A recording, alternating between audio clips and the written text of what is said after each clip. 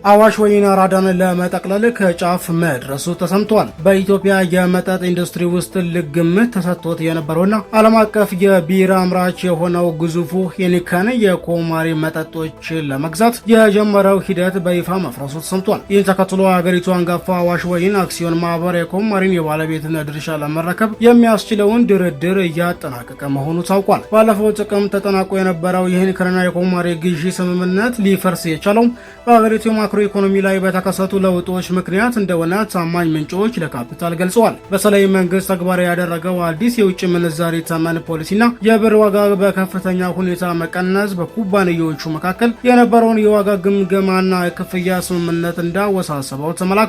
ለጉዳዩ ቅርበት ያላቸው ምንጮች እንደገለጹት የመንግስት የውጭ ምንዛሬ ማስተካከያም ሄኒከንን በዶላር ሊያፈርስ ያሰበው ኢንቨስትመንት ከኮማሪ የሀገር ውስጥ የሀብት ግምት ጋር እንዳይጣጣም አድርጎታል። ይህ ልዩነት በሁለቱ ወገኖች መካከል የጋራ ስምምነት እንዳይደረስም እንቅፋት መሆኑ ተመላክቷል። ይህ ድርድር መቋረጥ ለአዋሽ ወይን አዲስ በር መክፈቱ የተነገረ ሲሆን አዋሽ ወይን በአሁኑ ወቅት የኮማሪ መጠጦችና ዝነኛ የሆነውን አራዳ ምርት ስም ለመረከብ በሚደረገው ድርድር ከፍተኛ መሻሻል እያሳየ ይገኛል። ኮማሪያን የመጠቅለል እቅድ ኩባንያው በገበያ ውስጥ ያለውን ተወዳዳሪነት ከማጠናከሩ ባለፈም በተለይ ወጣቱ የህብረተሰብ ክፍል የሚመርጣቸው ቀለል ያሉ የአልኮል መጠጦች በማቅረብ የገበያ ድርሻውን ለማስፋት ያስችለዋል ነው የተባለው። በ2013 ዓ.ም በኢትዮጵያውያን ባለሀብቶች የተመሰረተው ኮማሪ መጠጦች በሰሜን ሸዋ ዞን ጨኬ አካባቢ በ9 ሚሊዮን ዶላር ወጪ የተገነባ ዘመናዊ ፋብሪካ ያለው ሲሆን በሰዓት 27000 ጠርሙሶችን የማምረት አቅም እንደነበረው ይታወቃል። ኩባንያው በተለይ በሎሚ በአፕልና በፓይናፕል ጣዕም የሚያመርታቸው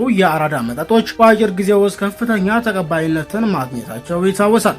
የኢንዱስትሪ ተንታኞች የአዋሽ ወይንን እርምጃ በስትራቴጂ የታገዘ የገበያ የበላይነትን የሚያዝ ሙከራ አድርገው ሲመለከቱት የሄኒከን ከድርድሩ መውጣት ግን ዓለም አቀፍ ኩባንያዎች በሀገሪቱ የምንዛሪ አለመረጋጋትና በሕግጋት ለውጦች ምክንያት እየገጠማቸው ያለውን ተግዳሮት ማሳየ ነው ብሎታል።